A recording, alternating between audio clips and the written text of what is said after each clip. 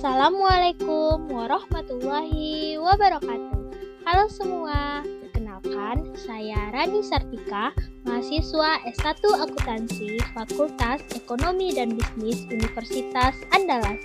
Dalam kesempatan kali ini, saya akan melakukan pembahasan mengenai sebuah isu, yaitu revaluasi aset dalam LKPP. Baiklah, isu yang akan dibahas yaitu dalam sebuah artikel yang berjudul BPK tegur pemerintah soal revaluasi aset dalam LKPP.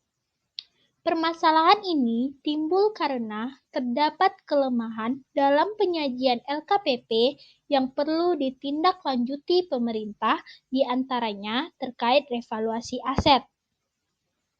Di dalam artikel BPK tegur pemerintah soal revaluasi aset dalam LKPP, disebutkan bahwa revaluasi aset membuat total aset pemerintah melonjak.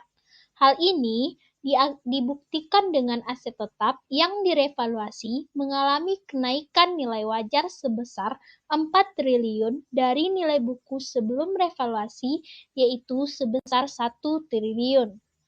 Dengan meningkatnya total aset pemerintah, harusnya komponen-komponen penting yang disajikan dalam laporan keuangan pemerintahan pusat atau LKPP disajikan dengan benar, agar tidak ada kelemahan atau munculnya permasalahan mengenai penyajian laporan keuangan LKPP dalam revaluasi aset, sehingga total aset pemerintah menjadi lebih besar.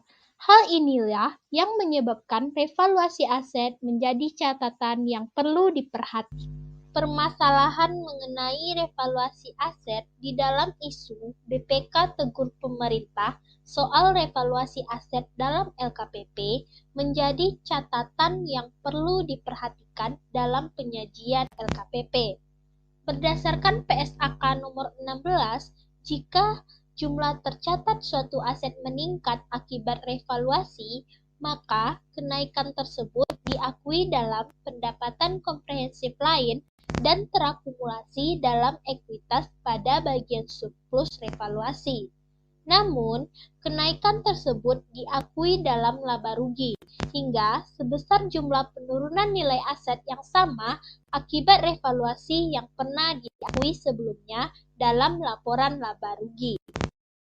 Menurut Mahfud Sidik 2006, jumlah dan potensi kekayaan atau aset negara yang begitu besar dirasakan masih belum dapat mewujudkan optimalisasi penerimaan, efisiensi pengeluaran, dan efektivitas pengelolaan kekayaan atau aset negara. Namun, terlepas dari hal ini, kenaikan aset tersebut dapat membuat ekuitas negara menjadi lebih meningkat. Jadi, penyajian laporan keuangan LKPP dalam revaluasi aset haruslah benar-benar diperhatikan, terutama komponen penting yang disajikan dalam laporan keuangan pemerintahan pusat, misalnya hasil penilaian kembali barang milik negara atau BMN.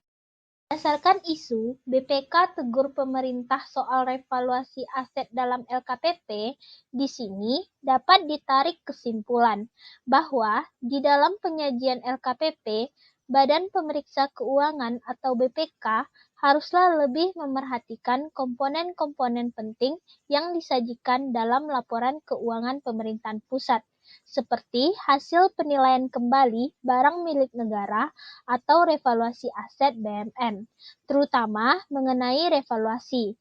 Revaluasi aset di sini penting karena masih menjadi kelemahan dalam penyajian LKPP. Penyampaian pembahasan mengenai isu revaluasi aset dalam LKPP dari saya.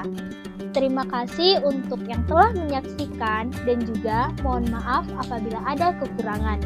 Dengan ini saya tutup. Wassalamualaikum warahmatullahi wabarakatuh.